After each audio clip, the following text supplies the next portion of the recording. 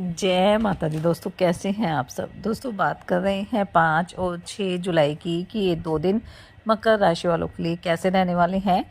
इन 2 दिनों में मकर राशि वालों को क्या खुशखबरी सुनने को मिल सकती है, किन बातों में इन्हें सावधानी रखनी चाहिए। तो इन 2 दिनों का राशिफल जानने से पहले हम इन 2 दिनों का पंचांग जान लेते हैं। 5 जुलाई 2025 दिन शनिवार रहेगा।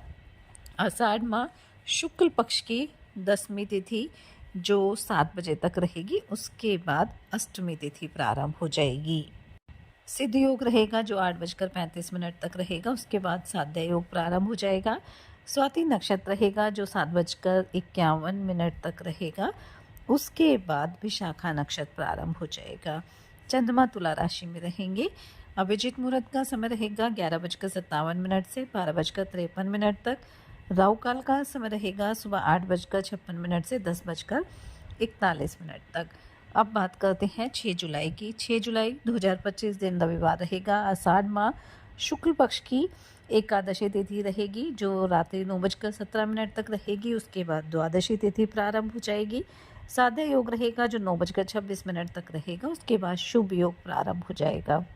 विशाखा नक्षत्र रहेगा जो 10:42 तक रहेगा, उसके बाद अनुराधा नक्षत्र प्रारंभ हो जाएगा। चंद्रमा 4:01 तक तुला राशि में है, फिर वृश्चिक राशि में आ जाएंगे।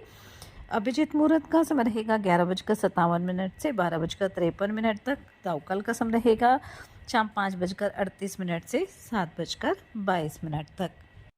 6 जुलाई को एकादशी तिथि रहेगी और इस एकादशी को हरिशयनी एकादशी, पद्मा एकादशी और शयन एकादशी के नाम से भी जाना जाता है।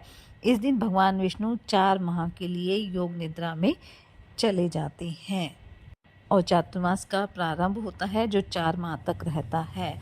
इस अवधि को देवताओं का विश्राम काल भी माना जाता है और ये कहा जाता है कि भगवान विष्णु के 4 माह के लिए योग निद्रा में चले जाने के बाद जो सृष्टि का संचालन है वो भगवान शिव, माता पार्वती और अन्य देव शक्तियाँ संभालती हैं। साथ ही ये भी कहा जाता है कि इस एकादशी का व्रत करने से हमें पूर्व जन्मों के पापों से भी मुक्ति मिल जाती है। यह व्रत मोक्षदायक माना जाता है। देवशयनी एकादशी का जो व्रत है वो केवल व्रत नहीं है, बल्कि ये आत्मशुद्धि, संयम और आध्यात्मिक साधना का आरंभिक अवसर भी माना जाता है। इस मास में जो ये चातुर्मास होते हैं, इस दौरान भगवान विष्णु के नाम का हमें जाप करना चाहिए, तुलसी पूजन करना चाहिए और हमें साधु संतों, गरीब और असहाय लोगों की मदद अवश्य करनी चाहिए। ये बेहद पुण्य फलदायक माना जाता है क्योंकि इस दौरान जो भी पुण्य कर्म, जो भी दान किए जाते हैं, उनका हमें 10 गुना फल प्राप्त होता है। और क्योंकि देवगुरु जो भगवान विष्णु हैं वो शयन करने चले जाते हैं, तो इसी दिन से विवाह, गृह प्रवेश, मुंडन जैसे मांगलिक कार्य भी वर्जित हो जाते हैं क्योंकि ये भगवान विष्णु की उपस्थिति में ही शुभ कार्य किए जाते हैं। तो आप पूरे विधि विधान के साथ भगवान विष्णु और माता लक्ष्मी की पूजा अर्चना करें। और वैसे भी इस बार तो ये जो देवशयनी एकादशी है बेहद शुभ संयोग में आ रही है क्योंकि इस एकादशी के दिन कई सालों बाद गुरु आदित्य योग का अद्भुत संयोग बन रहा है। मिथुन राशि में गुरु और सूर्य की युति हो रही है जिससे गुरु आदित्य योग भी बन रहा है। साथ ही इस दिन शुभ योग और साध्य योग भी रहेगा और इसी वजह से ये दिन बेहद ही शुभ फलदायी रहने वाला है। तो इस दिन आप पूरे विधि विधान के साथ भगवान विष्णु की पूजा अर्चना करें। तो चलिए बात कर लेते हैं ये 2 दिन मकर राशि वालों के लिए कैसे रहने वाले हैं। ये 2 दिन मकर राशि वालों के लिए लाभकारी रहेंगे। इन 2 दिनों में आप काफ़ी ऊर्जावान रहने वाले हैं और कामकाज को लेकर आपके मन में जो भी आइडियाज़ रहेंगे वो आपके उच्च अधिकारी को भी काफ़ी पसंद आने वाले हैं और इसी वजह से वो आपसे काफ़ी प्रसन्न भी रहेंगे। आपकी प्रमोशन की बात भी आगे बढ़ सकती है। वहीं कारोबारियों के लिए भी 2 दिन काफ़ी अच्छे रहेंगे। धन लाभ के योग बनेंगे। धन संबंधी समस्याओं को भी दूर करने में ये 2 दिन आपके लिए काफ़ी कारगर साबित होंगे। आर्थिक समस्याएं दूर होगी और आपका रुका हुआ धन भी वापस मिलने की प्रबल संभावना रहेगी। जीवन साथी भी आपके कार्यों में आपका पूरा साथ देने वाला है। घर परिवार के सदस्यों के साथ भी मिल बैठकर आप कुछ पुरानी यादों को ताज़ा करेंगे। सभी लोग आप दूसरे का सहयोग करने वाले हैं। इन 2 दिनों में आपका कोई दूर का रिश्तेदार भी आपसे मेल मुलाकात करने आ सकता है। आपकी आय भी बढ़ेगी, जिससे आपकी खुशी कई गुना बढ़ जाएगी। दाम्पत्य जीवन आपका सुखद रहने वाला है और ससुराल पक्ष की अगर किसी व्यक्ति से किसी तरह की अनबन चल रही थी, तो उसे आप दूर करने की पूरी कोशिश भी करेंगे और उसमें आपको सफलता भी प्राप्त होगी। किसी नए काम की शुरुआत करना भी आपके लिए अच्छा रहेगा। बस जो भी इन्वेस्टमेंट आप करना चाहते हैं उसके लिए पहले से योजना बना ले, बड़ों की सलाह ले और सोच समझ कर आप काम करेंगे तो आपको हर जगह लाभ की प्राप्ति होगी। किसी कानूनी मामले में भी आपको सफलता मिलने की प्रबल संभावना रहेगी।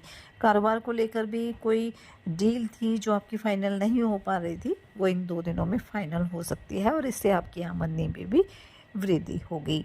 नई संपत्ति की खरीदारी करने के लिए भी 2 दिन अच्छे रहेंगे। बस आपको जो भी ज़रूरी कागजी कार्रवाई होती है वो ध्यानपूर्वक करनी है। संतान पक्ष की ओर से भी कोई खुशखबरी आपको सुनने को मिल सकती है।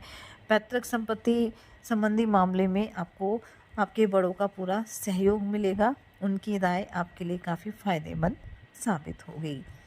इन 2 दिनों में आप अपने जीवन साथी के लिए कोई नए बिजनेस की शुरुआत भी कर सकते हैं।